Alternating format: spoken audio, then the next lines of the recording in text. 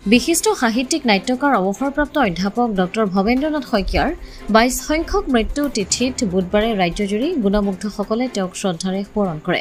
অন্যহাতে ভৱেন্দ্ৰনাথ শইকীয়া শিশু কল্যাণ ন্যাসৰ উদ্যোগত ১৩ আগষ্টত গুৱাহাটীৰ বেলতলাৰ বশিষ্ঠপুৰস্থিত আৰোহণ প্ৰাংগণৰ প্ৰেক্ষাগৃহত ডক্টৰ ভৱেন্দ্ৰনাথ শইকীয়াৰ সোঁৱৰণত এক স্মৃতিচাৰণ অনুষ্ঠিত কৰা হয় আৰু পুৱা ১০ বজাত আৰোহণ চৌহদত থকা ভৱেন্দ্ৰনাথ শইকীয়াৰ প্ৰতিমূৰ্তিত মাল্যাৰ্পণেৰে কাৰ্যসূচীৰ শুভাৰম্ভণি কৰে ন্যাসৰ মুখ্য ন্যাসৰক্ষী প্ৰীতি শইকীয়াই।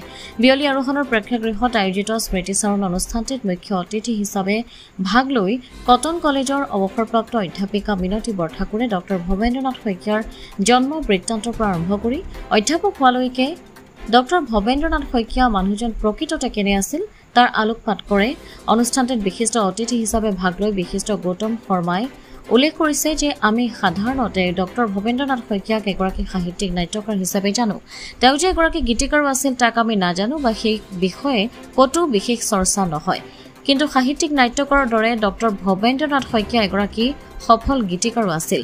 অনুষ্ঠানত ন্যাসৰ ন্যাসৰক্ষী ক্ৰমে মলয়া গোস্বামী, উৎপল বাদল বৰুৱা আৰু গোপাল জালানেও চমু ভাষণ প্ৰদান কৰে। ইয়াৰ উপৰি অনুষ্ঠানটিত আৰোহণৰ শিক্ষাৰ্থীসকলে গীত নৃত্য পৰিৱেশন কৰি উপস্থিত সকলোকে আপ্লুত কৰে। ব্যুৰো ৰিপৰ্ট, অমৃত নিউজ 24/7। অমৃত প্ৰবাহ অসমীয়া সাপ্তাহিক কাকতৰ ডিজিটেল সংস্কৰণ অমৃত নিউজ, সত্যৰ সন্ধানত অমৃত নিউজ।